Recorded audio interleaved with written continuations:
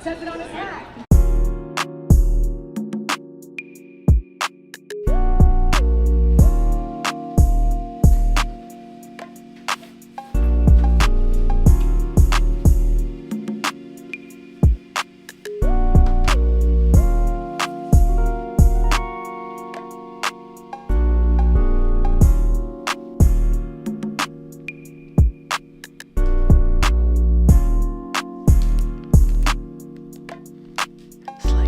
Eve, baby. The Airbnb even has the Christmas lights up there.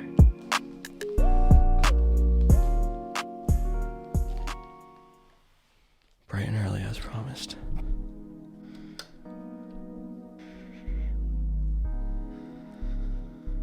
Gotta get the vibe right.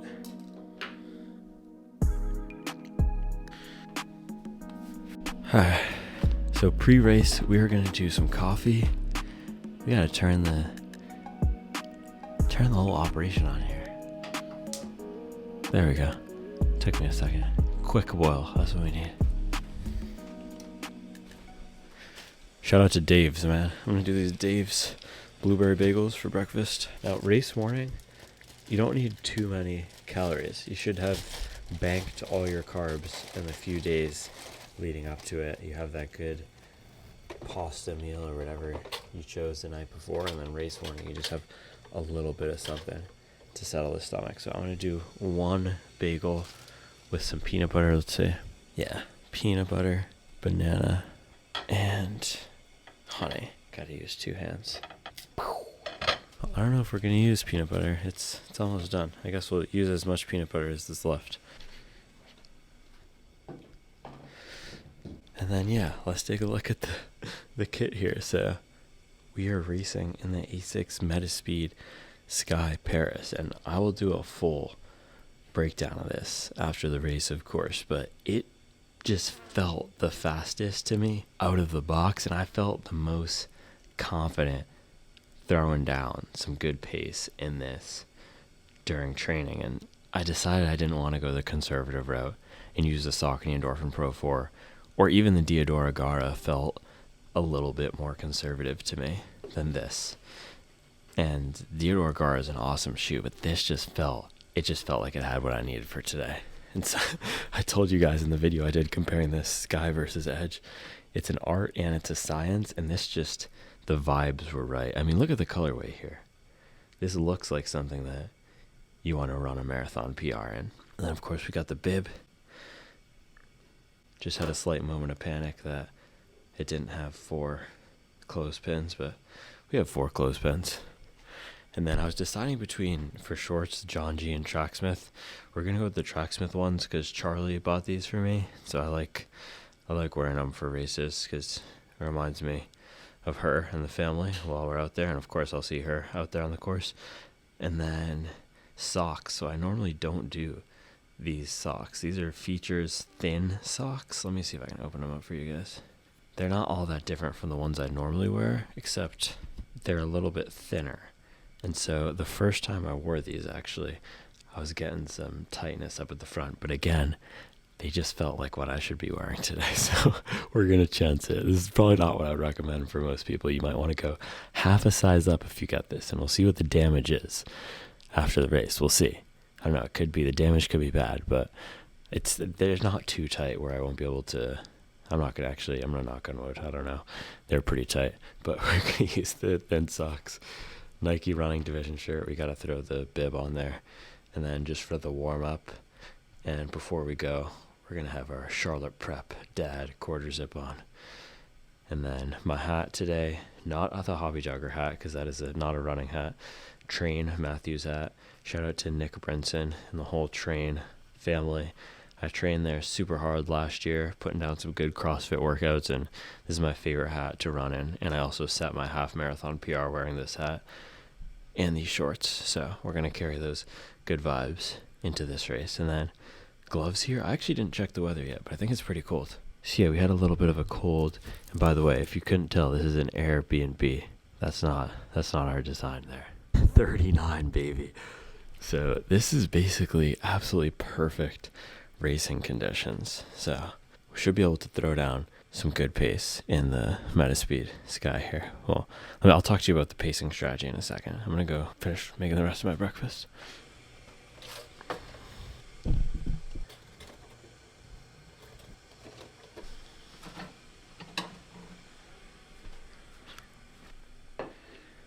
And then water. I'm not going to drink a ton of water before the race. I'll probably finish this and then have my Morton gel. Or not the Morton gel. I'll have the Morton drink mix. But I don't want to be super hydrated. Again, like the calories, you should come into the day hydrated. So that was the plan. I hydrated pretty well yesterday. And this morning is just about making sure we got enough little fluid in us to carry us through. Man, look at this. Gotta get some glamour shots of it, because it is looking crispy. Yeah, quick overview of this, guy. So in my size, US men's 10.5 came in below 200 grams. So by far the lightest racing shoe, even a bit lighter than the Vaporfly.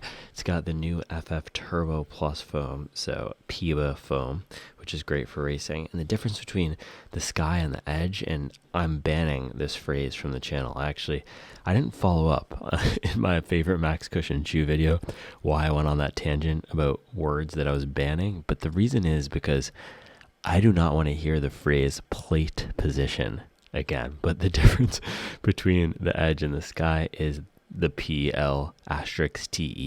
position, where the carbon fiber plate is in the shoe. And the reason why that I don't want to talk about this a whole lot is because for most of these shoes, and for most of us athletes out there, it's not going to make a huge difference in terms of our marathon performance where the plate is inside the shoe. And the Edge and the Sky felt 95% similar to me, and that comparison video was trying to find the 5% difference between them. So this is the one that just gave me a little bit better vibes out of the box.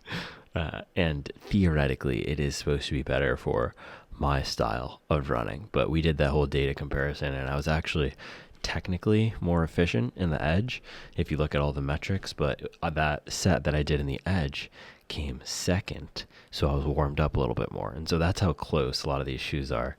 It's probably not going to be the shoe that makes you more or less efficient on race day. Well, it will make you more efficient, but the shoe is not going to make or break the race today. And with that, let's go make some coffee. What's a good mug? Good vibes.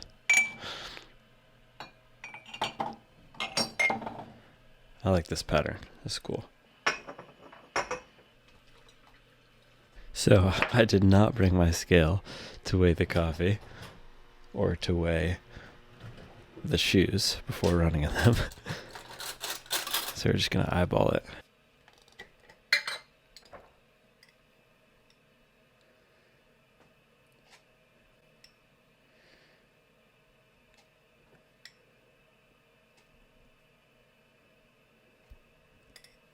A little bit more.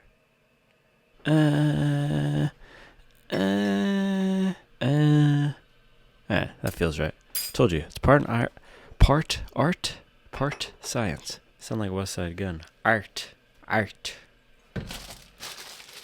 And so I've talked so much about how I'm feeling about the race this week, so I'm basically not even thinking about that at this point. I'm just ready to go out there and let it flow in that mid-6 pace range. So I think I'm going to start off pacing about 245 to 250 should be the plan. So first mile, come out around 6:20 to 6:30. It's always hard to come out a little bit slower than you plan to finish, but that's the plan. Come out around in the 6:20s and just cruise at that pace range for probably the whole race. I don't know, if I'm feeling good in the teens, I might drop it down a little bit. But I was talking to Charlie last night, and I was remembering, right, in the whole way that I approached this training block was the goal of aerobic base building. So the goal of becoming a better runner by running more, increasing my volume, getting more aerobic stimulus, which strengthens the heart. It makes your body more efficient at using oxygen. That was the whole point of this block. It was not to run my fastest marathon possible. And because of that, I did a lot of my runs in the afternoon with the stroller. I wasn't slamming a lot of workouts until the last month or so was when I really started ramping up my workouts. And we can I'll review the training later or maybe in another video. But the whole point of this race was to be a pit stop before my next marathon this year, because my first marathon was an absolute disaster in 2022. So this is basically a shakeout marathon, because we were in Chicago in the fall. That's going to be fun. Let me know if you guys are doing Chicago and if you want to meet up or do something at Chicago. That could be fun. But yeah, that was the plan for this race, is using it as a way to get a marathon in me before we go for something ridiculous down there in Chicago. We'll have to figure out what that is. So today, I'm going to keep it pretty smooth, coming out around that 6:30 pace range and see how long we can hang on. And if we can speed up towards the back half. And that's the thing, right? That's why I put in 23-mile long runs. My hope, and I'll let you guys know how it goes, but my hope is that because I banked all that aerobic fitness, it'll be a little bit smoother in the back half of this run than if I were only doing 16-mile long runs. And I can tell you, when I ran that 2:55 during training, I felt I was almost in the aerobic range the whole time. I didn't feel that my heart was pounding, or I was getting super out of breath, or it was hard to turn over the legs at any point. So I'm hoping, because I banked that 2:55, I did those 10 straight 100-mile weeks, and my aerobic fitness, well, before the sharpening period where I took my mileage way down. And of course, we can always get in our head about, I completely lost all my fitness in the past 2 weeks, which is not true, even though it feels true. I'm telling myself it's not true, but it does feel true. Yeah, I think if I have to slow down in the back half, I'm going to blame it on pulling the mileage down the past 2 weeks. That's the one thing I could blame it on, because I can't blame it on the training. But yeah, my hope is that strong aerobic base will carry us through, and we don't have to visit the pain cave too deep. No spelunking this morning. Well, mild spelunking this morning is the plan. Yeah, mild spelunking from mile 16, or not mile 16, that's too early for spelunking, but I think mile 20 onwards if we're really trying to kick. But you know, some mornings, some races, that's not the vibe of kicking as hard as you can to max out. So we'll see what the vibe is, but I'm feeling pretty relaxed. I'm feeling like I'm ready to see how we can maximize the fitness. And you know, a lot of times showing up to these races, I put a lot of pressure on myself to hit a certain time goal. I did not do that for this block. And then this week, I was still as anxious as if I had put a certain time goal on myself. So I don't have a drop dead, I want to go sub X in this race, but I do have some numbers in my head that it would be nice to hit. 240s would be great to hit, because if you take a look at this, well, first of all, I know a lot of you guys out there think I can run 240s, so that's been super helpful to hear and reassuring, so thank you. Oh, this is the issue when I don't have my scale. We overflowed. The aerobic base is too full. It's a good luck. That's good. You know, that's what I tell Mason. Anytime something is weird with her food, like if her taco rips, I'll tell her, that's a good luck. That's a lucky taco. So when the coffee overflows, bro, that's good luck. All right. I don't even remember what I was talking about. Something about race pacing strategy. Oh, yeah. I was saying, you guys are telling me that 240s, that I can run 240s, which is fun, has been fun to hear. And then my watch also said, I think it was 2:43 the last time I checked. Oh, wow, this is super spilling. Yeah, I'm not going to check the watch again. No tech on race morning. No weird race running tech on race morning. It's now 5:35. We're actually 40 minutes away from the race over here. There weren't any Airbnbs that were closer, so we're going to have to leave in probably 30 or 25 minutes. It's going to be a little tight here, but I'm going to do my best to eat this bagel as quick as possible. Mix up that Morton, and then we can go. So I'll see you guys in a bit. You guys ever seen anybody open a banana like this?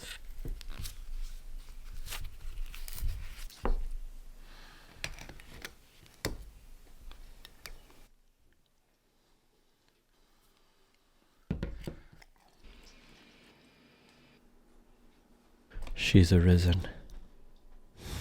A little behind schedule here. Half a bagel down, and it's 5:46. So I want to mix up some Martin and then try to get the rest of the food down. All right, I'm gonna try to finish this bagel maybe in the car, but I want to get the race fueling sorted right now. So let's take a look. So I'm going to use the Nathan speed draw flask. I had some malfunctions with this guy throughout training, but I tried another one, the amphipod, and it hurt my hand to hold this for a whole long run. So I'm not going to be holding this. Now, they do have water out there on the course, but I don't want to mess with the aid stations. And also, you can put your gels in the pouch here, which is the main benefit. I don't like carrying the gels in the shorts, and I don't mess with the belt situation. So I'm just going to hold the gels, hold the water in here. And for gels this morning, we messed up a little bit, but let's take a look. So look at this. We have caffeine gel and 2 non-caffeine gels. Oh no. Okay. Got scared for a second. Yeah, so we have 2 caffeine gels, 2 non-caffeine gels, and then 2 of these gel 160s. These are the same thing, just a little bit bigger. So what I'm thinking I'm going to do is I'll usually do 3 caffeine gels, so we're missing that 3rd caffeine gel. I messed up. I didn't get it. So I'll probably just switch up the order. I take these gels and take the 2nd caffeine gel a little later. Charlie came up with that suggestion, and do something like this. So take the first caffeine gel, mile 4, 8, 12, 16, no, 4, 8, 12, 17, 22, something like that. I really wish I had that 3rd caffeine gel, but you know what? We had the lucky coffee this morning, so it's not going to make a huge deal. So let's get these guys in the pouch. Also, the gel 160, man, this is big. I don't know if it's going to fit in there. We completely messed up the gels, but it's not going to make or break the race performance. Again. 4, 8, 12, 16, 22. But guys, this is why advanced planning is important. Don't be like me and show up with the wrong stuff. You should have this figured out weeks ahead. This is slightly annoying. Alright, so this is our carb drink here. Morton. Same stuff as the gels, just in a drinkable format. And interestingly enough, these guys actually launched a granola bar, something like that recently. They're calling it Solid. I think Solid 220 or something. So I want to check that one out first or soon. But I like this stuff because at first it was kind of weird tasting. And before my Charlotte Marathon, I actually almost like threw up trying to chug this. But now that I'm used to it, it doesn't really taste like much of anything. It almost tastes like a smoky marshmallow. So, and it feels the cleanest sitting in my stomach. And it's ironic because you see the names of these ingredients, right? What is it?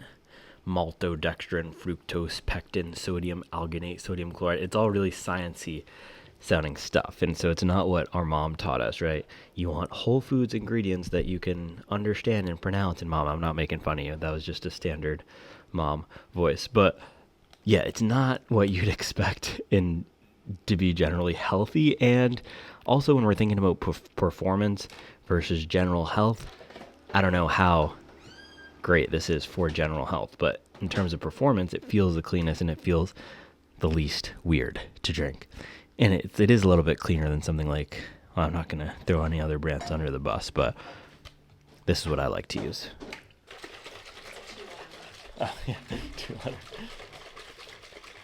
All right, hat and shoes going in the magic bag.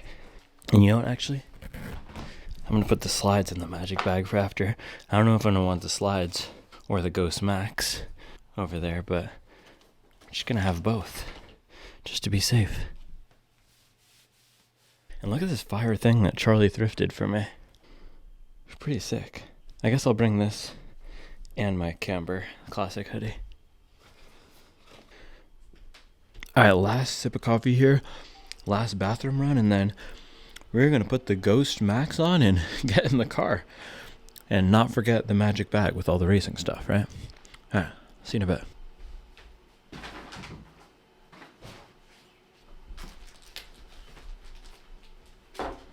Alright guys, it's time to go. I hear some bass thumping from the mom wagon.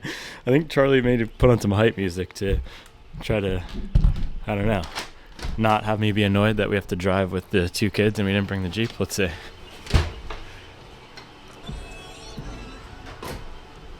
What's up? Yeah, it's fire. No, she has her mom playlist on, John Legend. Look at that. It is time to go. 6:13 a.m. We're ready. Oh no. Drake is gonna copyright strike me if I leave this in. Alright guys, we will see you there, baby. Let's do it. 47 degrees. Perfect racing weather. Oh wow, she doesn't even have the clean version on.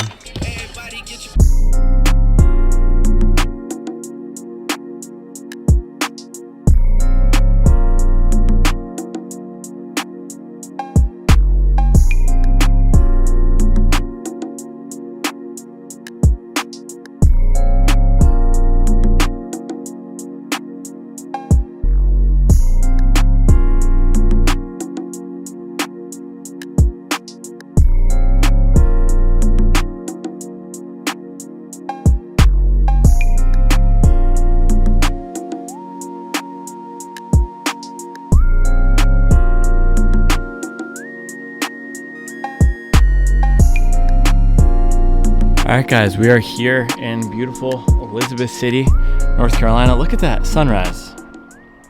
Bang. Feels like weather for a PR. How's it going? She had the vapor flies on, about to get it. Alright, I am going to put my race shoes on. Then it's going to be time to go. Get a little walking warm up in.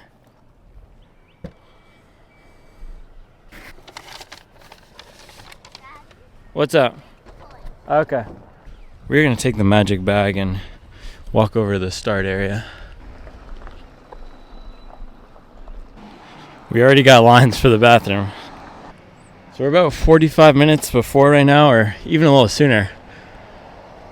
This is where the nerves start to kick in. Easter services, that was last week, but I could use some Jesus right now. Oh, we're walking past the cemetery. That's lucky.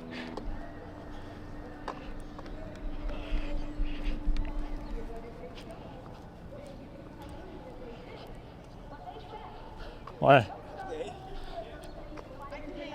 I just want to go before, like, at 7, so 5 more minutes. Okay.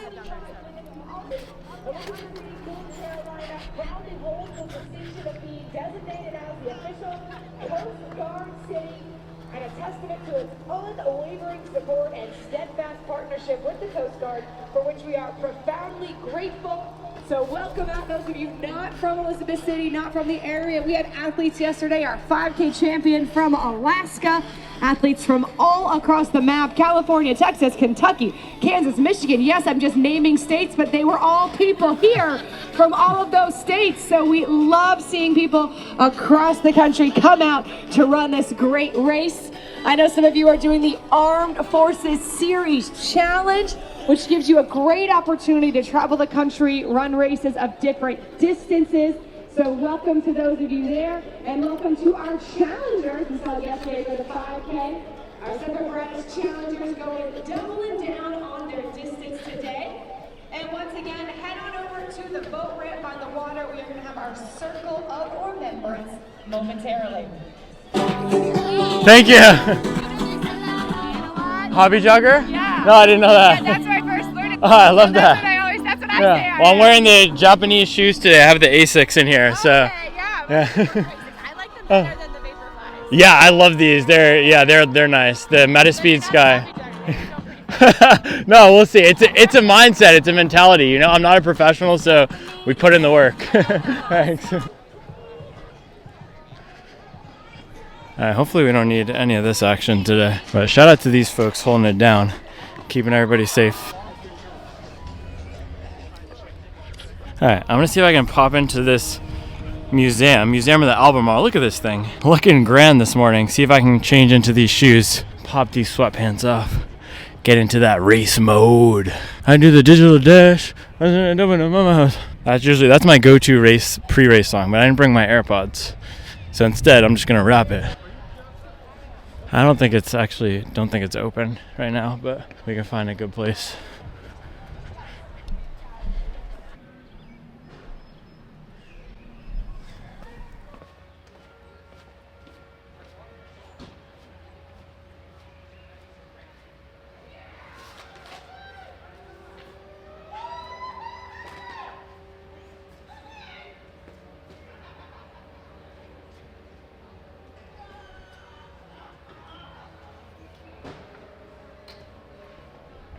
I mean, look at this, guys. Sunrise. We have the water out there in the background. Perfect weather. It is perfect. It's about low 40s right now. There's nothing much more to say than this. It's a privilege to be out here and to be doing what we love. And look at this. We have some folks who are disabled who are also getting it in. So if you're watching this and you have not run a marathon, or you're not a big runner, or you've been taking some time off, or you just can't get into a good groove, man, there's so many ways into this sport. Look at this. We got people here just still putting in the work and enjoying the outdoors. So I feel blessed and fortunate to be able to do this. Let's get on these ASICs.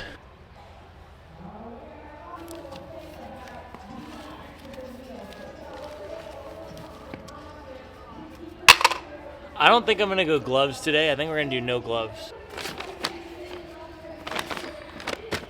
Alright, so unfortunately, Hobby Jogger hat has got to come off. Train Matthews hat has got to go on. And the lady in the PA stand told me I wasn't a hobby jogger because I had the ASICs. But man, that's not what the hobby jogger mindset is. Hobby jogger is, we don't get paid to do this. We do it for the love of the game. And that's what this run is all about, for the love of the game, having fun, hopefully not having to have any toenails amputated, because this is going to be very tight. We are right up against the edge here, but pray for me. Pray for my toes. But other than that, this shoe is feeling good, man.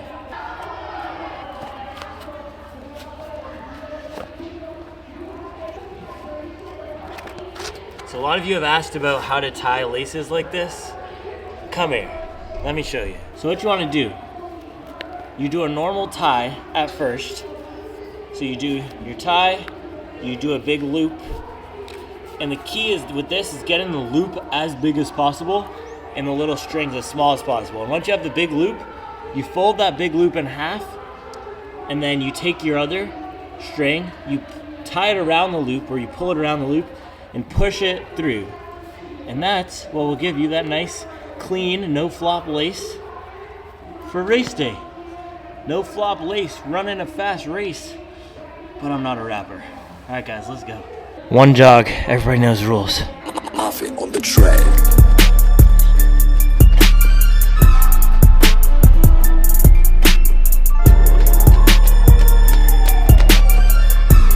Yeah, man. So with all the race shoes that I have, these felt the fastest to me, but my toes are right up against the rock. So kind of a gamble here, but we'll see how it goes.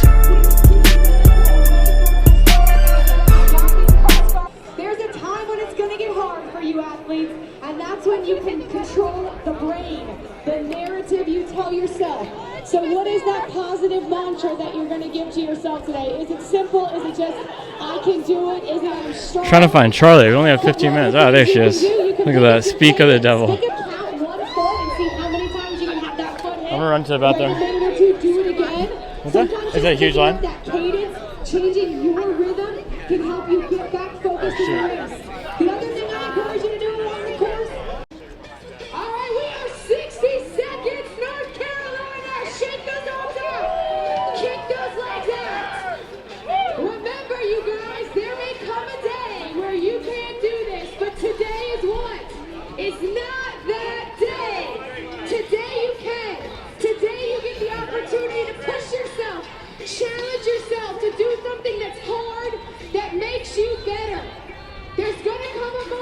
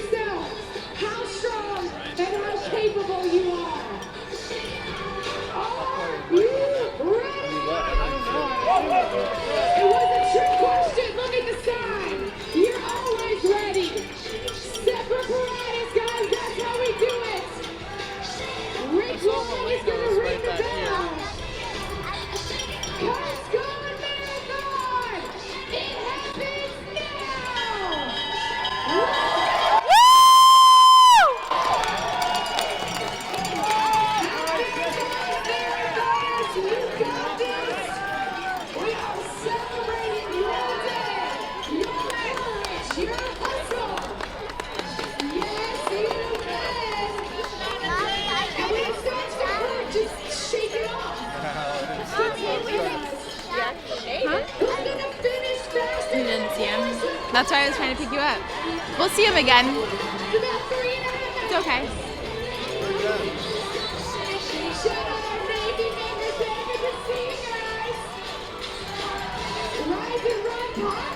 Let's go, Liz!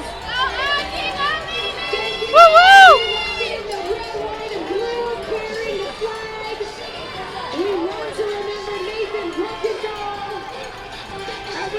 Because we can, because we want to, because we're a little bit nutty and we like doing hard things. Shout out to our black men run there. Alright, if you're in the porta potty, shake it off and come on out, we gotta start. We are so excited for you athletes. Enjoy the course, hydrate, thank a volunteer. Do we have a message for Daddy? Yes. Something nice to say? About running and working so hard? What's your message to him? Daddy, you did a good job. Daddy, you did a good job. Yeah, he did do a good job. And what mile number is it? It's like number 4 or 5. And we still know he did a good job and he's going to finish in an awesome way. Even though it's only mile number 4, right? Yeah. All right. We love him. Super. You won a Woohoo! Just finished the marathon. Now, I didn't just say that. His hat says that. So sometimes I say things like that wasn't nice. But he admits he is a hobby jogger. Says it on his hat. That's an A. Should we go find him? A lot of them called him. Alright guys, let's see. So the watch is telling us 2:49:12. And we got just under a marathon. So Strava is not going to count this as a PR. I got to get these off of my feet. I don't think this was the optimal shoe choice, but we got it done.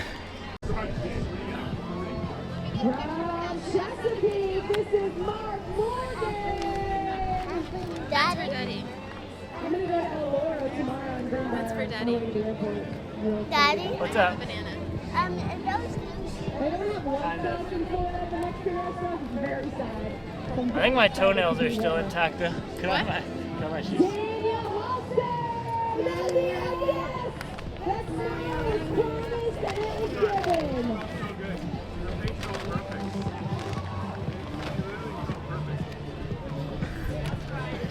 Yeah, I don't know what to do. 2:49.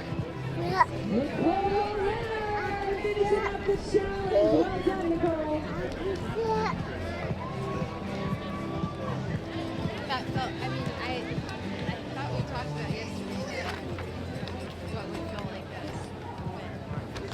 I need to put on my slides. Alright, this guy's gonna go sub 3! Yes, he is gonna go sub 3 today! John Lee! Sub 3 on a beautiful day, sub 259, sub 253! My fitness is better than this. My mental wasn't there.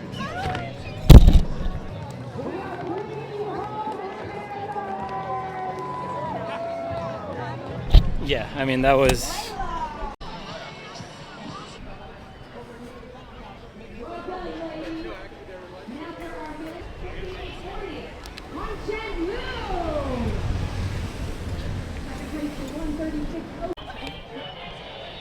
Way to go, Stephen! A look up here from Elizabeth City. Congratulations. Oh, cool. Joshua Latimer from Ohio, from Dayton. Team Air Force, maybe? I gave some guy a Morton a mile like 23. The non-caffeinated one? Yeah, he was just. He was dying. Yeah.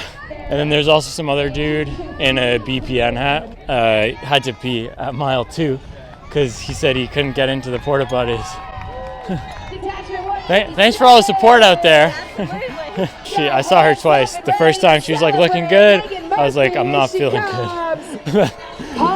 And then the second time I was like, I'm in a much better place. Yeah.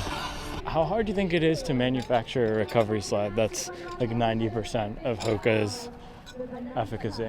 Not that I want to do that, but if you did that and then just had this micro marketing strategy where you went to every race, like how many people would buy that right now? Probably a lot. Yeah. I mean, when we were at Charlotte, they were like sold out of everything basically. All the volunteers had craft hoodies and jackets. But I didn't see any fire hoodies. Oh man, people walking. Yeah, I mean, it could have been much worse for sure. I think I just got too confident, or not too confident, too optimistic about the possibility of it. Were you ever trying to do that though? No, but a few people thought I could. No, I know. A few people who knew my training. The marathon is just hard for me. But it was never like physically that hard. I don't know. You're still walking. Yeah, like I'm the guy who won was like limping. I feel completely fine. I could probably do a 30-minute recovery run tomorrow. Also, I went sub 6 on the last mile. So like I don't know. It's just I get into this space sometimes. Nice work. Yeah, come on. Let's go. Nice work, Mary Jo. Nice work, Ryan. That stash is looking crispy. All right, heading back to the Airbnb. 2:49 in the books. Beautiful wife in the car. Life is medium. No, life is good. Let's go. Bye.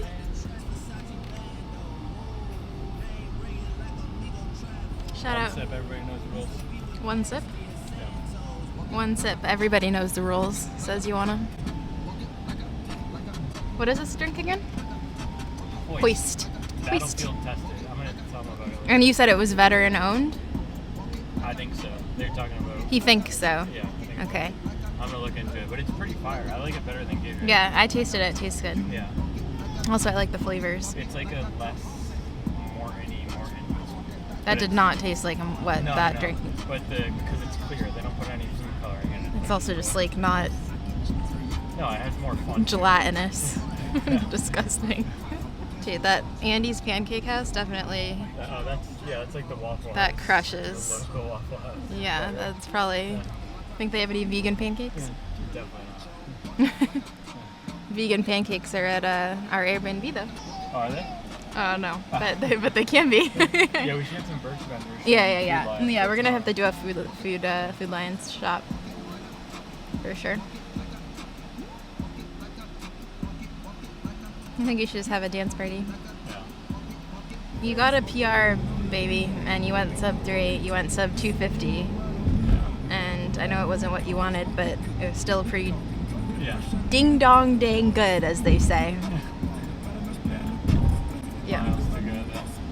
But that's gonna be how it is forever. So you have to celebrate where you are right now. Yeah. I mean, we have 10. If I stick with it, we have 10 years of prime left. Well, not just that, but in 10 years, you're gonna have to. I don't know. I feel like you're gonna have to be happy about where you are then too. Well, maybe not happy about it, but hopefully you'll be able to celebrate where you are at that point. There was a guy who went today who finished.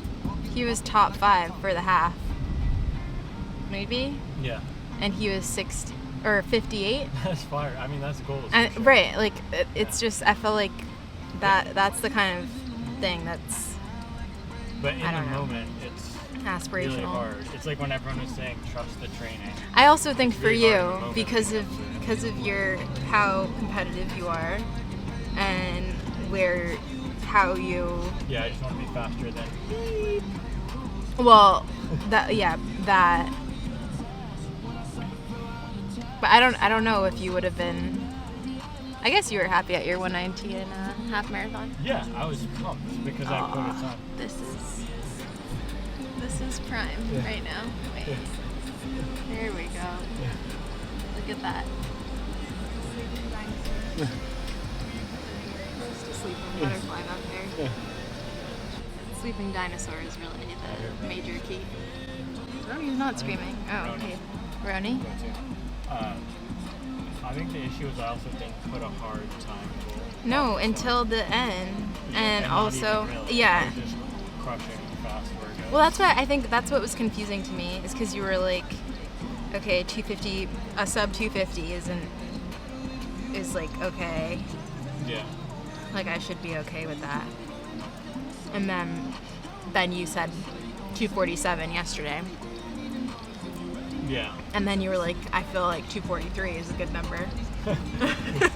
It would have been there. Yeah, of course. Well, that was just when I watched it. I'm sure it was within you. No, And it is within you. It's just But- mentally hard, man. I was not able to hold 6:20, even 6:30 by the end. To push through the physical pain? It Sorry, I'm wasn't- eating a banana it wasn't- for those of you who are listening. It wasn't physically hard, it wasn't physically painful. I just felt like I didn't have the turnover. My legs felt heavy, and I don't know if that's from the higher mileage holding it. Or from me making you take things to the furniture to the recycling center yesterday. Friday night. Or the stroller run I did with Reeves last Sunday, 90 minutes. But I don't know, it could have been any combination of those things. But 249, that's good to have banked Yes. as a starting point for next time. Yes, it is. Some people will never get that. I'll never be that fast my whole life. I know that now. 249. You start rebuilding that really good, so you go sub 4, sub 330 for sure. Anything is possible with other people. Should be true for you too. Anything is possible. Yeah. Chicago Marathon training day 1 starts tomorrow. You heard it first here, folks. I think you should do a shakeout run in Chicago. With the squad? Yeah. That'll be fun. Oh, and that's my cue. Fire roasted tomato. Smacks. Fire roasted tomato and olive oil. I need another beer. Did you want chicken nuggets? No, I'm sure I'll go ham on that later. Did he fall down the stairs? Look at this beautiful spreads. We got the Sabra roasted pine nut hummus. This is my healthy recovery snack with those fire roasted tomato, olive oil Triscuits. And then I was hangry after the race because they didn't have anything vegan. And also Charlie and I didn't plan ahead. Before races, I don't think about after the race. I just think about the race. So I picked these up from Food Lion and I smacked like 10 of them. They're vegan and gluten-free and they're fire. They taste exactly like Chips Ahoy. I was going to get blueberry Pop-Tarts, but then I just couldn't. I know Reed Fisher eats Pop-Tarts before the marathon. I just couldn't pull the trigger on it. I couldn't I don't know. I'm not the cleanest eater, but I couldn't do the Pop-Tarts. So we went with the Partake. And I'm going to go for the second non-alcoholic beer here. We're getting wasted today. I'm just getting completely lit. Let's go. One sip. Everybody knows the rules. Should I shotgun one later? Just get twisted? I think it's time to eat. Bump some Larry June. Then at some point later today, we'll do the full recap and give you some insights on the Paris sky. All right, first post-race recovery meal, we got the Beyond Burgers with the Daya cheese. I think these are the Dave's buns. And then the Alexia Cajun fries. This is about to be a fire. It is 2:20, so this is not advisable. You should get in a big post-race meal as soon as possible and just slam a bunch of fast digesting carbs as soon as possible, which again, I told you I didn't do because I didn't bring the right stuff.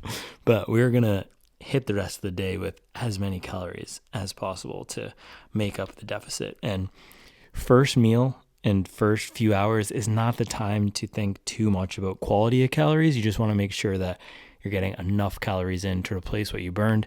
And then that dinner after the marathon, that's where you want to think a little bit more about quality. Make sure your camera died. But I was going to say dinner, make sure to think about quality a little bit more. Get some veggies in and whole grains. But right now, fast digesting carbs, fats, all the good stuff. Let's get it.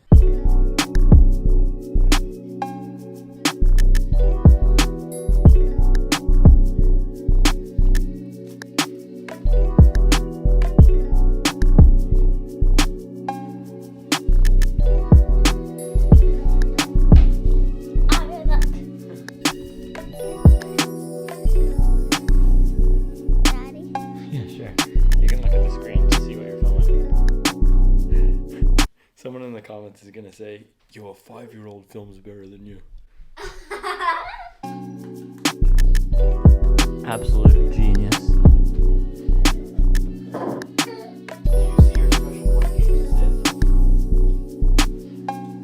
Man, another certified classic from Supwell Kitchen. Look at this thing. If I were a food YouTuber, this would be the thumbnail right here. What do we got?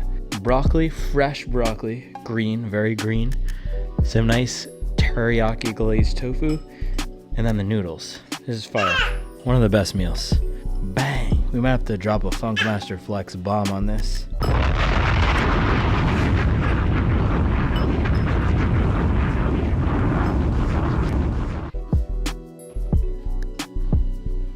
What's that? Dumplings. Homemade dumplings? Yeah. In the Airbnb? Yeah, I'm pretty amazing, huh? Well, this has recipes as well. What it is, like.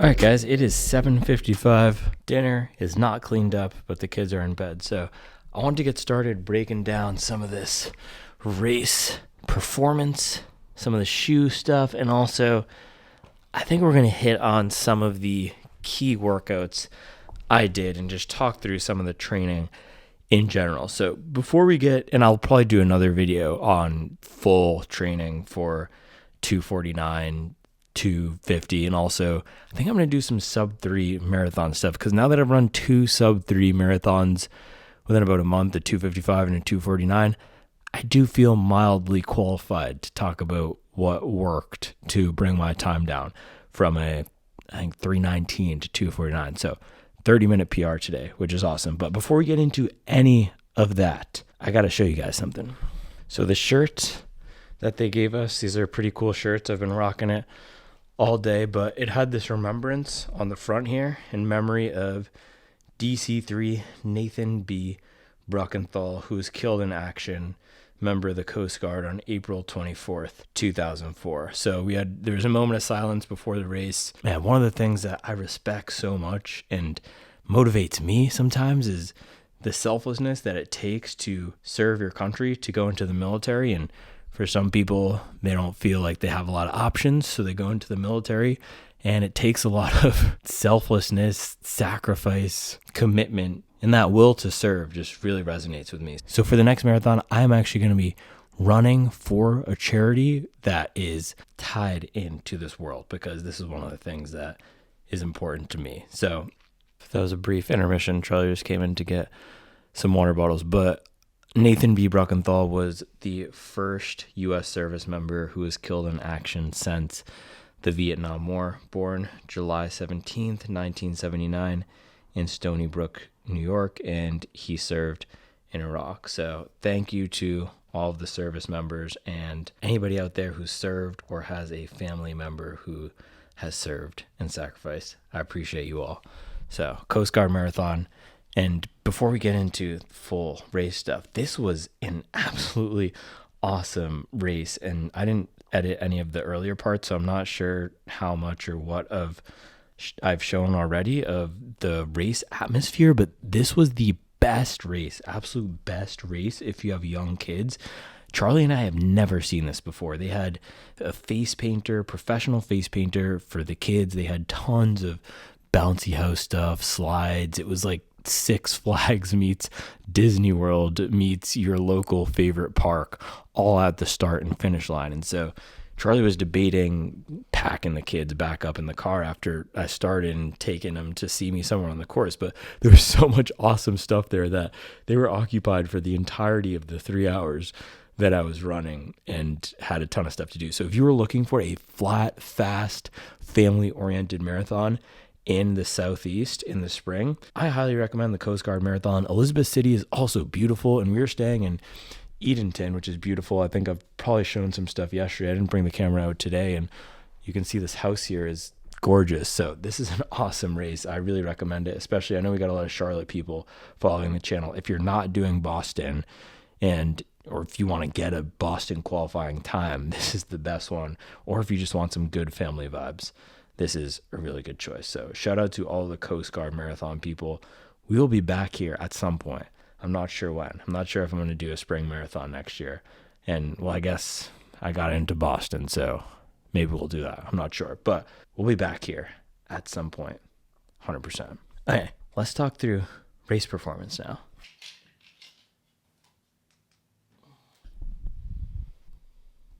All right, guys, so before we get into the full breakdown of the splits and the race strategy and the pacing and how I got passed in the beginning and hung on for 250, I wanted to chat through my mindset and approach to this training block. So it goes back to 2022 Charlotte Marathon, and I will pull that up on my Strava once we go through the splits. But I came in at a 319. My half marathon fitness at that time was about probably 123, 124. And during that training block, I actually ran a half marathon and was on pace to finish in 123, 124. And I took a wrong turn.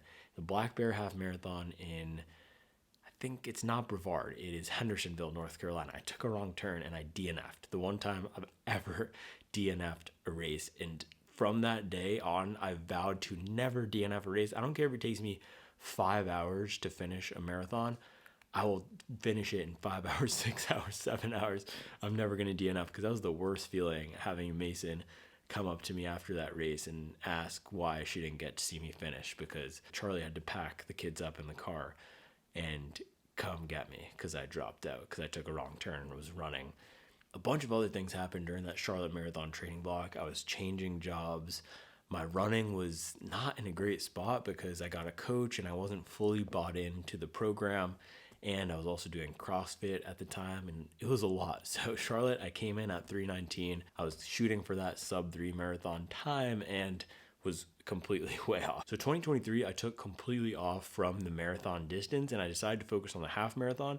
I ran a 124.40 at the craft beer half marathon in April last year. Then I ran a 123.09 at the Lake Norman Forest Half Marathon in, I think that was June. That is a great race, by the way. It's a pretty hot race and it's hilly. It's the opposite of today. Today was flat, moderately temperature and fast. That is a hilly and hot race, but I ran a 123.09, and then in October I capped off the year with a 119, which was my goal. And so I knew I wanted to get my fitness in a comfortable sub 3 place before I took on the marathon again, which is probably one of the things I'll put in when I start doing more sub 3 training videos. But I knew that to extend my fitness from the half marathon distance to the marathon distance, the key thing I would need to work on, and what got exposed again today, is holding race pace at the end of the race. And that is only built through running hard long runs. And so from 2022, December 2022 through till now, I have focused on building up my long run from 16 miles to then 18 miles to 22 miles. And I was holding 22-mile long runs for probably the entirety of this block, 22s and 23s. And so that was the focus and the mindset of this block, building my long run fitness, being consistent with running those quality long runs. And when I say quality in this case, I'm not talking about fast. I'm talking about just running those steady, not feeling like I'm dying off at the 14-mile mark. Because when I was doing consistent 16-mile long runs, I often felt that I was dying off at the 14-mile mark. And that was one of the big wins of training in the past year or so. I've been able to extend that long run to 22 miles, finish strong every time in my aerobic pace range, and at the same time, increase my weekly volume to 100 miles per week. So that was a big focus of past few months, past year, becoming a stronger runner for the marathon distance, meaning building a huge aerobic base. So that is a strength of mine right now. I could run tomorrow, or I don't know tomorrow because I'm not recovered, but I can wake up any day and run at least 2 hours and feel fresh after it. And after this marathon, I feel super fresh. That being said, I did not focus and I did not make it a priority to hit fast speed workouts during this block. And so if I were to go back and show you my training from the 119 half that I did, Cam and I would go up to Harrisburg Park and we would rip sub 6 minute pace workouts every week for, I don't know how long we did that consistently, probably 6 or 7 months. And the past 6 or 7 months now, so he did Kiowa in, December of last year. And so the past 4 or 5 months, we have not been consistent with it. And I have not been consistent with doing quality sub 6 minute pace speed work. And that's really what's going to take my marathon fitness to the next level, because I've now proven that I can run decently hard for 3 hours, but I'm not converting my half marathon fitness still to the marathon distance. And if you look at how a 119 converts, it's supposed to be about a 245, 246. And so today I was a little bit off, but given the goals of this training block, I have to keep reminding myself that the goal of this training block wasn't to hit a certain number. It was all about consistency during training. I was able to achieve that and comfortably running under 3 hours. That is hitting a certain number, but comfortably running under 3 hours. And so I ran that 255 marathon during training, and I knew I had it in me to go even faster than that today, which we did. Wasn't my ultimate goal, but I decided my goal a little bit too late in the block, so we can be happy with the 249. So I'll talk a little bit more about the training, but I really want to dive into the race splits and talk through my strategy, specifically what worked well today and what didn't work well today. And I think this is probably going to be the most helpful section for a lot of people if you do have a marathon coming up, because I have some great insights about what you should do and what you should not do based on today's performance and also some of my previous half marathon performances. So let us get into that part. All right, guys, so let's get into these splits. And now official time was average 6:28 pace. And yeah, let's dive into these. But this was not fully maximizing my fitness today. And I am a little bit disappointed at this result. That's just going to be 100% honest with you guys. I think my max right now would probably be about a 243, 242. I could have run on a good day, but I did not have the best pacing strategy. And let's see, I just struggle with the marathon distance. That is reality right now. So we're going to have to, I don't know if it's more mileage because I'm running pretty high mileage, but we're going to figure something else out to get a little bit better at running these teen miles in the marathon. Because if you can look at this, I dropped off. This is where we should start. Let's start at mile 16, where I ran a 6:33 and I dropped off down to almost 6:40 and then 6:50's pace, and then pulled it back up to 6:30 and 5:58. And so if you ever see a dip like this in splits, that is 100% mental. That is not a fitness dip, because I sped back up. I had no cramps. I didn't feel like I was out of breath.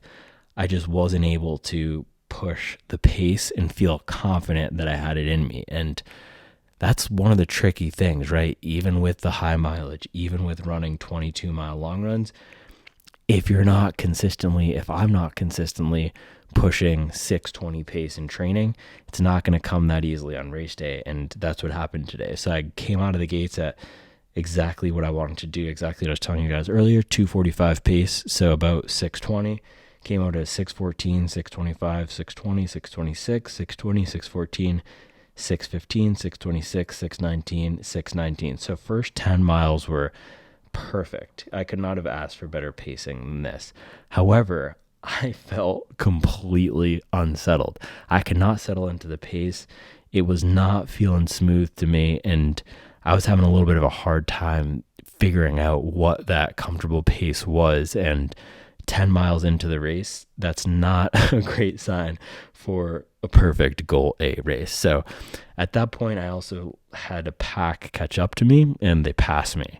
And if you've ever been passed in a race, especially early on before the halfway mark, again, not a great feeling. And I decided, instead of trying to keep up with them and run that 6:20 pace, to let them go.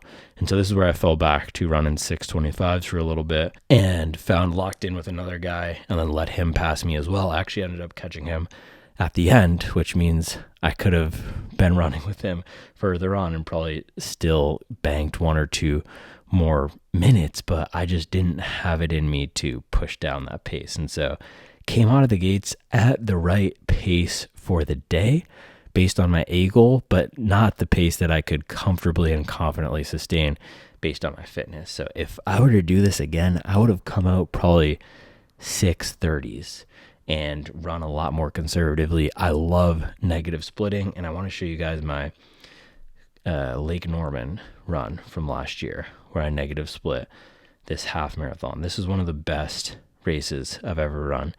And if you look at my splits, this is how I like racing. I came out at 6:40, 6:30. So I was at 6:30s for the first 5 miles. And then I ended 6:04, 6:17, 6:07, 6:01.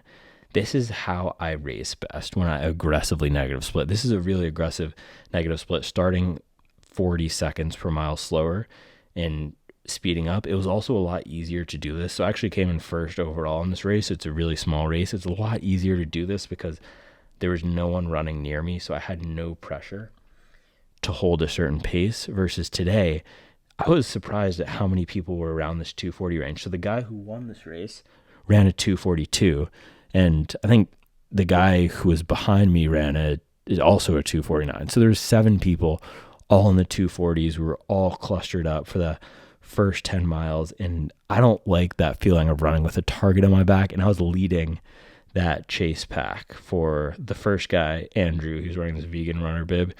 He peeled off pretty hard. Mile 1 was just running 6 flats, but the rest of us were all clustered up until I let them off at mile 10. And I was leading that pack for a lot of those miles.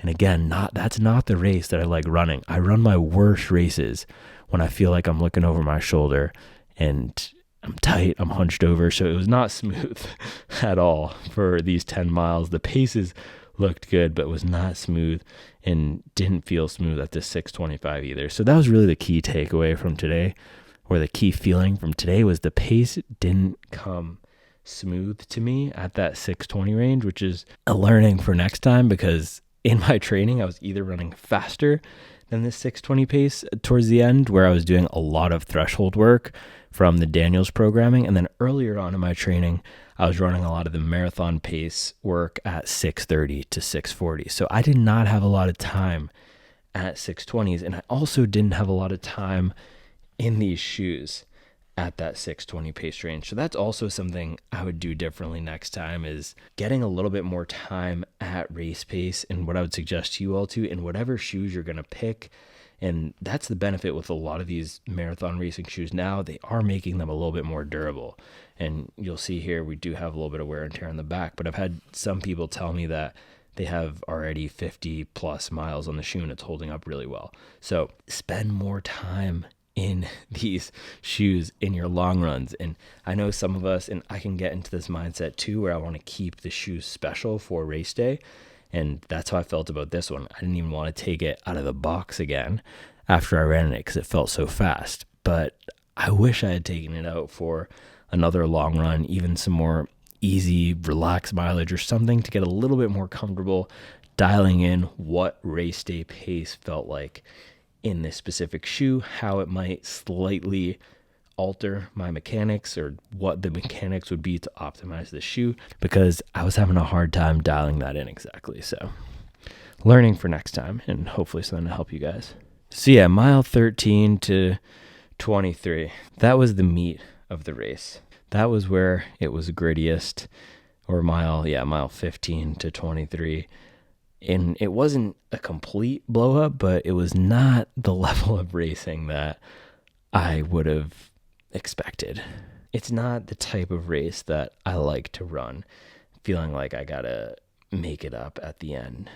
This is also not the type of race that you want after running 10 straight 100-mile weeks, getting a 2:49 and slowing down to 3:05 marathon pace or 3-hour marathon pace at the end. But I think the reason why I was able to have this mini blow up here and still pull it out for some 6:30s in the last 4 miles was because I had that strong base and I wasn't outrunning my fitness at the end.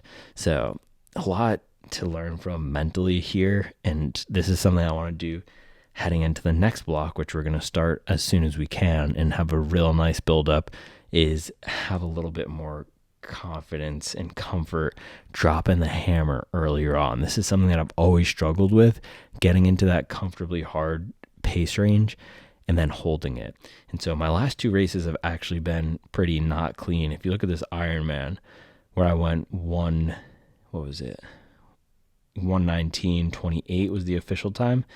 It looks like an identical race. You would just take these and multiply it by 2. Started off at that goal pace, and then, well, here I actually sped up a little bit towards the middle, but then dropped off towards the end. So started off 6:07, 6:12, 6:07, 6:11, And then at the end, I fell off 613, 618, 619. So I was running basically 620s. My goal was 119, and I saved it in this race by dropping the hammer in the middle. So I wasn't able to drop any. There was no hammer dropping today. It was just hanging on for dear life. And that's sometimes it'd be like that, as they say. So the hammer dropping would have come at somewhere in this 15 to 20 range, but it was just not in the cards today. So in terms of the good, we did get a Boston qualifying time. I know that's something that's important to a lot of runners. It's never been a huge goal for me to run Boston, but it is a cool accomplishment to go sub 3 and to avenge that Charlotte time, which was a 3:19. So a 30-minute PR in 18 months, that is something to be proud of. And being able to hang on when it got tough in this middle part here and not completely fall back to 7-minute pace for the whole thing, and to be able to grit it out for a 2:49 instead of jogging it in for a 2:55, that's also something to be proud of. So something to build on for next time too. But yeah, in terms of the disappointment, that comes from with this mileage we ran, man, peaking at 120 and 118. You don't put in this kind of mileage for a 2:49. But the other thing is, I didn't put in a lot of speed workouts earlier on to get my race pace and threshold up to the level of where 100-mile week runners are usually at. And so I did a lot of slower mileage at this level. I did a lot of stroller running, and I've joked throughout the past few months that stroller running made me strong but slow. And I think that kind of showed up a little bit today. I don't have the fastest top end speed, and my marathon pace fitness wasn't there. I actually was ripping off some good workouts at the end here. Like, let's take a look at the 5K PR I ran in a sharpening up workout, 17. Let's see, what is it? Yeah, 1740. This was actually in the ASICS Metaspeed Sky Paris here. I also ran the 10K PR in this shoe, 552 pace, 36. Yeah. And so this all came at, March 22nd. This all came super recently, and I felt that my top end speed fitness was actually starting to peak a little bit, and I would have been able to start working in some of this faster pace into the long runs, but I didn't have enough time to do that. And so 2:49 is probably representative of where the bulk of this block was ran. And so let's do a little bit of a breakdown here. I don't want to do a ton, but let's pick one of these long runs. So yeah, this was in the Hoka Cielo X1. Boom, boom, boom, boom, boom. And average 6:44 pace, 22 miles, 1,000 feet of elevation gain. And this was a marathon pace workout. Miles 13 and 20 were at threshold. And so started off mile 5 was marathon pace.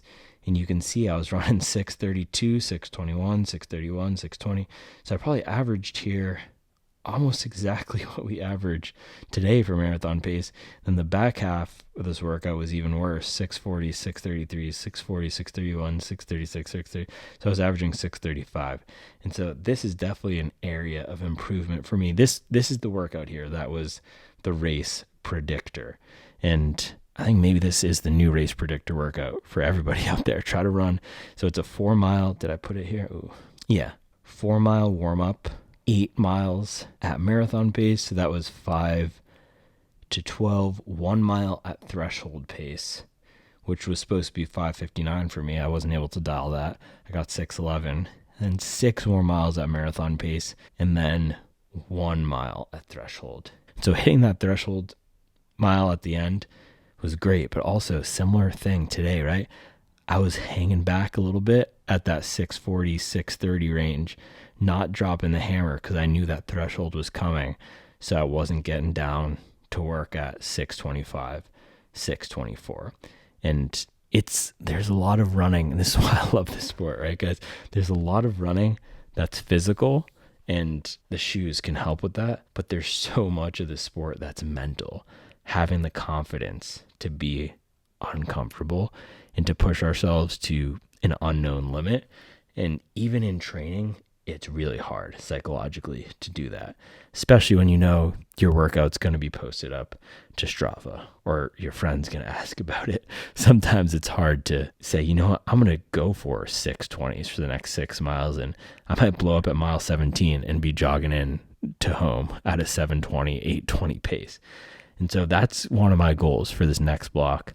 I want to blow up during training, and I want to push myself to that place where I'm going to find that limit during training, because I did not do that. My goal during training, which we hit, was to be extremely consistent with the mileage and even more consistent with the long runs. Look at this long run track record here. So last week was a 12 because that was the cutback week. But before that, 20, 23, 26. This is when I ran the marathon time trial, 2:55 in the Pro 4. This was what was this? Oh, this was a 23, but it got broken up. 22, 22, 22, 22, 22, 18. This was the 1 week where, I violated my cardinal rule, went into this underfueled. This is in the Nike Alpha Fly. This is the 1 week I wasn't able to hit my goal. But 22, 22, 20, 20, 20, 20, 23, 18, 18. So extremely consistent with the long runs. But if you take a look at these long runs, I wasn't hammering race pace in a lot of them. In this one, I actually was. This was a treadmill workout, and I hit 10 miles at 6:18 pace. But I wasn't able to build off of that consistently. Yeah, this was another one, Saucony Endorphin Speed 4.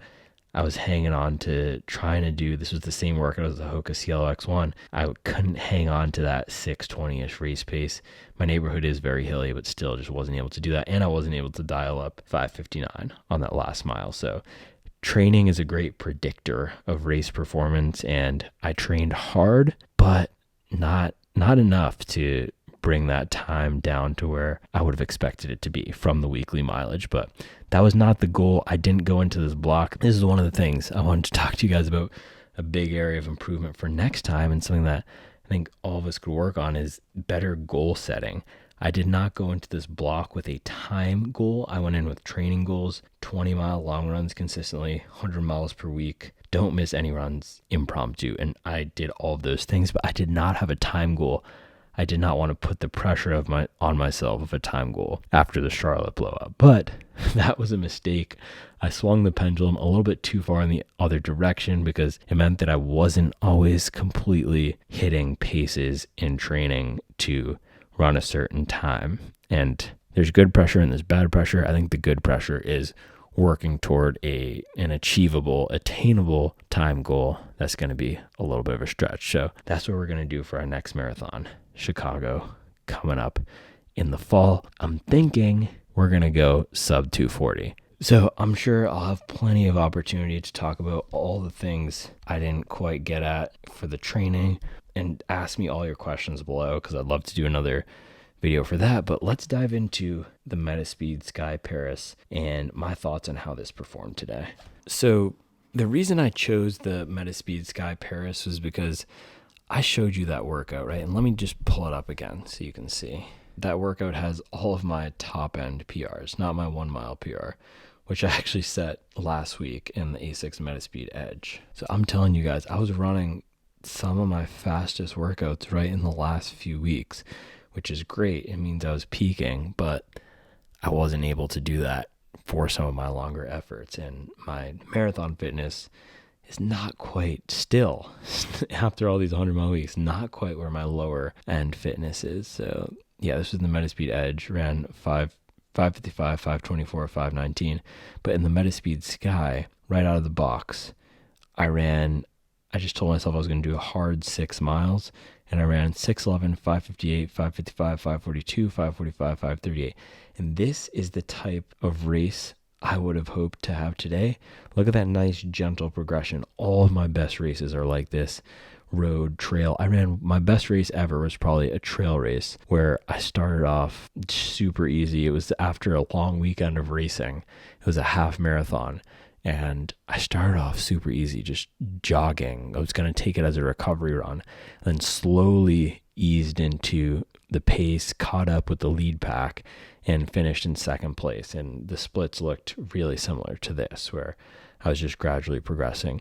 And so this was my fastest 6 miles ever. I had never done 5 sub 6 minute pace miles together like this. And so this shows a lot of potential for what we can build on for training next time. But it also showed me that I could run fast in this shoe. And that was the reason I chose it. It felt really fast for that workout. It felt light. I really loved how this foam performed when I was running at that sub 6 minute pace. And it reminded me a lot of one of my favorite running shoes, favorite racing shoes, and favorite running shoes of all time, the Nike Vaporfly 2. And so after that workout, I didn't put too many other runs in this shoe. I did a comparison with the Edge in the Sky, and I did a jog down the street with the Edge in the Sky, but that was it. So I had 2 runs on this shoe, totaling about 10 miles, 9 miles.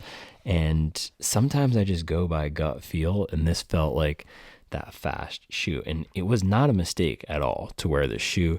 And I don't think the shoe that I had on my foot would have influenced the performance today, either way, negative or positive. And there wasn't very many times during the race when I was thinking about the shoe. However, there were some times where it gave me a little bit of that feeling from the Saucony Endorphin Speed 3, where the Piba foam in here just felt a little bit soft for me, and like it wasn't quite standing up to what I was trying to do to it. And so I think for most people out there, based on how narrow this shoe is and based on the rocket-like fit of it, this probably is not going to be the best racing option. And so Saucony Endorphin Pro 4, still top of the pile for me.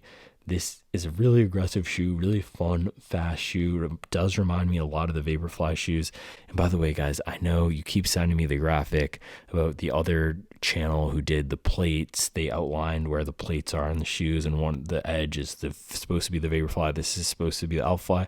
First thing I'll say about that, neither of these shoes run anything like the Alphafly. Neither of them feel like the Alphafly whatsoever. Secondly, you should try to find the shoe that works best for you. But for most of us out there, I said this in my video in the Max Cushion shoes, the shoe we pick is not going to influence our race performance all that much. And the difference between the Edge and the Sky was so minimal. When I did the 1 mile, I think it was 10 minutes run with both of them, Sky on one foot, Edge on the other, I could barely feel the difference between them, especially when running at the marathon pace that most of us are going to be running, which was a 7 to 8 minute pace. So they're both great shoes, just not all that different. And I don't think the best choice for most of us runners out there. And so I will not be racing another marathon in this shoe.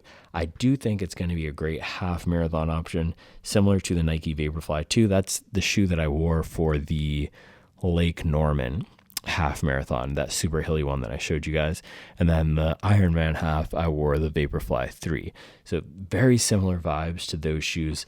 The FF Turbo Foam at my everyday aerobic paces is a little bit firmer than the Zoom X, but then when running fast felt really similar to the Zoom X and a little bit on the softer side, softer than I would have expected. So that was really the downside of the shoe. It also is very tight in the true to size that I have here, the true to size that I have here at 10.5. So some of you guys might want to size half a size up.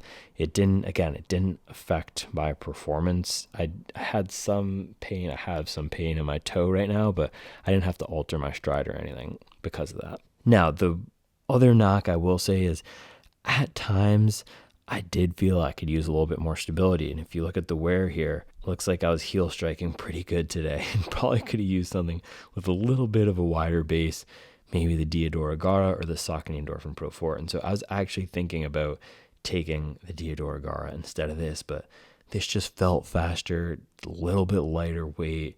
And I mean, just look at this thing. It looks like a lethal weapon. So that's why I went for this guy today. And 249, that is nothing to sniff at in the shoe, but I still think this is going to be the best shoe if you're on, I don't know, sub 235 and really putting sub 240, really putting some power down into the shoe. If I were able to hold that 6:10 pace or faster for the entirety of the race, this probably would have been the best choice for me, because for that workout that I showed you guys, yeah, right here, 6:11, 5:58, 5:55, 5:42, 5:45, 5:38. For that workout, shoe felt fantastic. But even at the jogging paces or the warm up and cool down of the workout, shoe did not feel so fantastic. Felt a little bit not the words that come to mind about negative race shoe feel is usually stiff, awkward, clunky. I wouldn't quite use any of those words to describe the shoe, but just not the smoothest ride, not the bounciest ride. Definitely not like the Saucony Endorphin Pro 4 or the Diodora Gara that feel like they just pop you along at any pace and are really easy to run in. So this is a shoe that takes a little bit more effort to run in.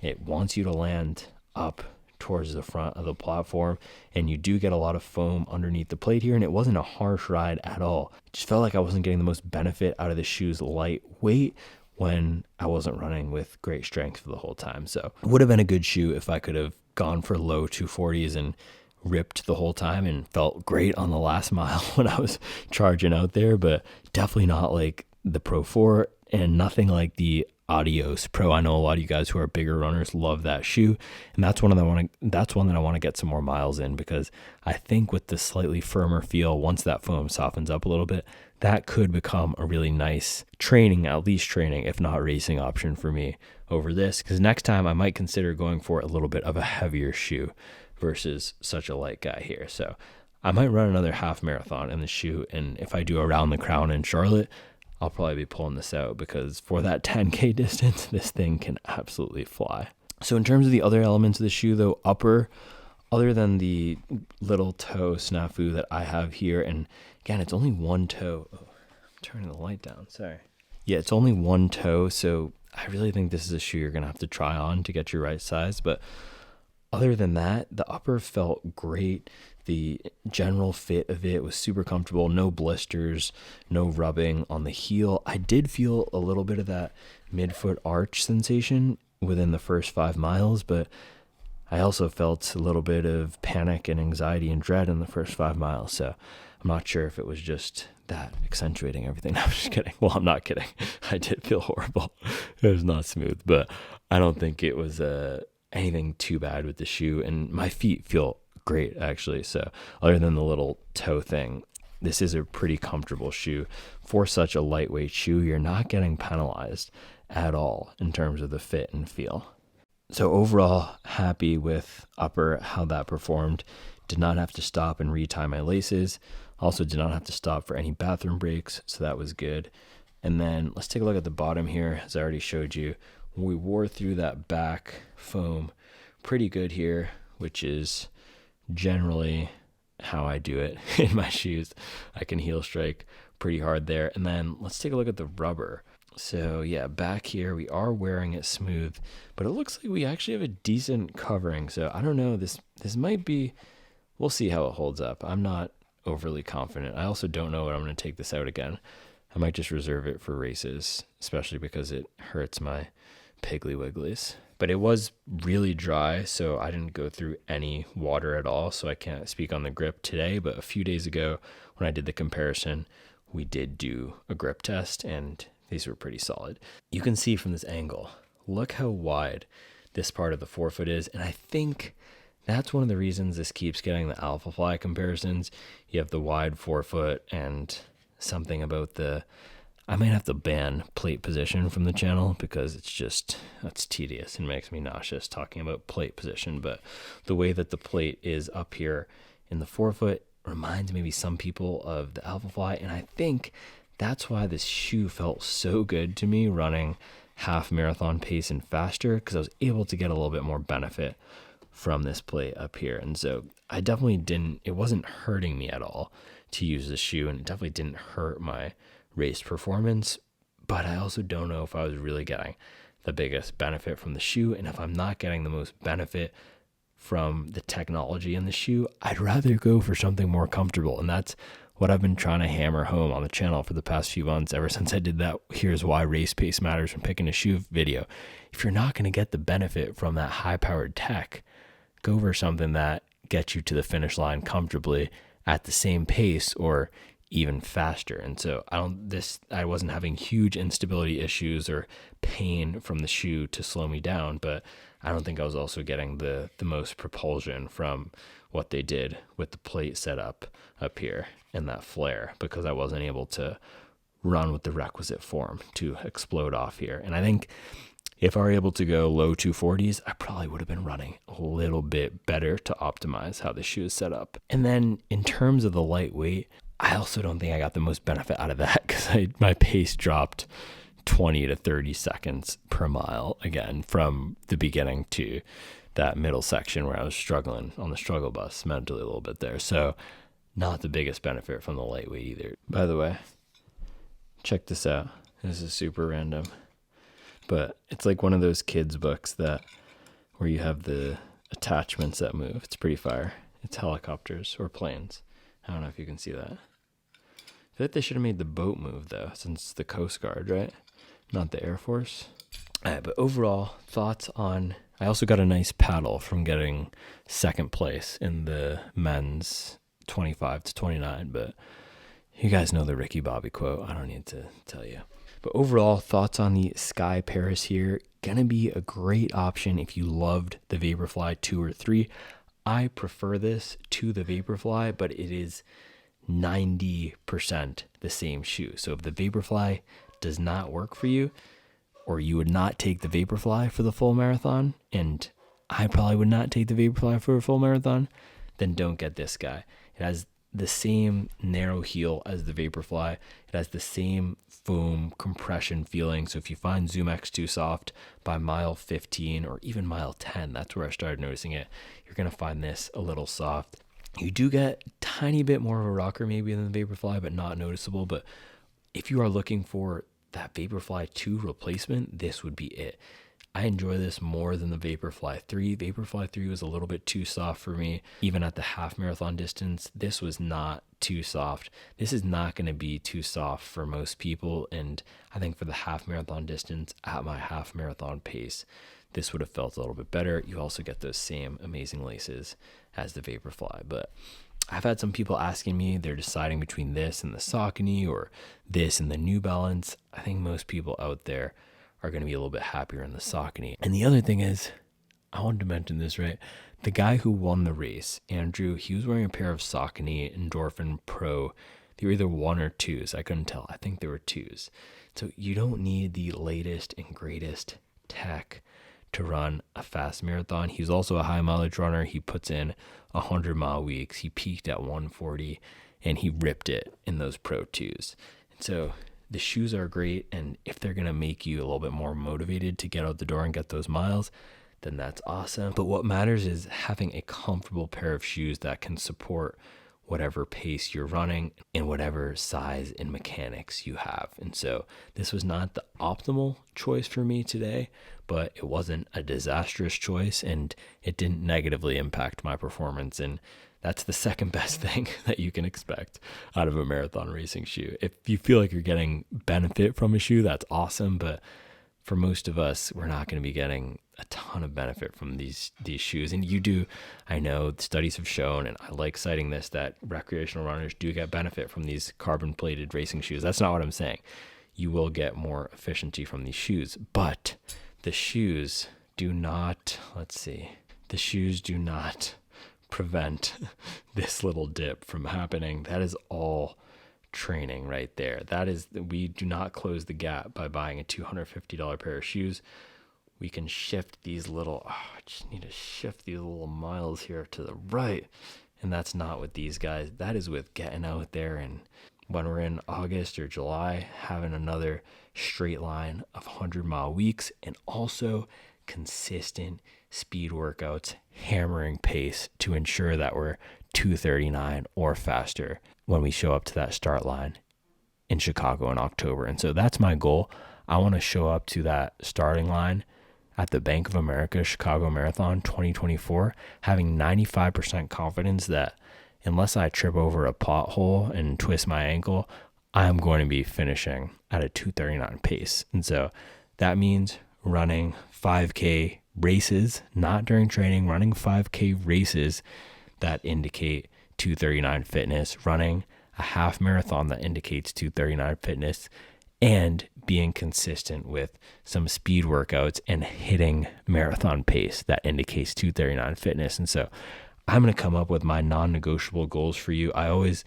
My number one thing for you guys is to come up with non-negotiable training goals. And that's the reason I don't have big race goals usually, is because it's more important for me to focus on training, because that's what gets the race results. But I'm now realizing I overcorrected too hard. We're going to be doing hard training goals again to make sure that we hit that sub 240 Chicago this year. So I'm fired up to take another crack at this. I'm really glad that we finished 100% healthy. That was the other thing I didn't mention about Charlotte 2022. I finished injured, and that probably took 10 to 15 minutes off my time. And that's also the reason that I've been more conservative in my training, not hitting crazy speed workouts, because I got injured in that Charlotte block on a speed workout 2 days after that DNF race. And so you're now seeing where my head at and where my thought process is with the last year and a half of training, conservative as anything and high mileage to ensure we could beat that goal and beat it by 30 minutes today. I'm 100% healthy. Gonna take 3 days off. That's my non-negotiable. Monday, Tuesday, and Wednesday we will not be running. Let me know what kind of questions you have about the training, because I'll be making videos about the training and also some best of lists. And then Thursday we're gonna be back at it. Maybe I'll pop a first run review or something, but Thursday we're gonna be back out there running probably, I don't know, 10 minutes if that's what I have in me, or 30 minutes, but want to take a few days off to rest, recover. We're not going to take any days off from the channel because that's not what we do around here, but then we'll be back at it. Chicago Marathon training day 1 starts tomorrow with 3 days of recovery. So as always, guys, I really appreciate all the support. It was awesome firing up my phone this afternoon, seeing all of the good luck messages. I didn't look this morning. I wanted to just vibe out to some J. Cole and whatever we're listening to, but it was awesome firing it up this afternoon after the race, seeing all the good luck messages on Strava and all the congratulations on Strava, all the congratulations on the YouTube. It's really cool that we're building this community here, and I want to make this a real community. So we're congratulating and wishing good luck, not just to me, but to all the runners here. So stay tuned for more on that front. Stay tuned for more of the new products we'll be launching. And I'm really grateful for each and every one of you. The motto that I've always had since I started Supwell is up your best. So I hope that's what you can take into the week this week. As always, guys, I'll be back tomorrow with another video.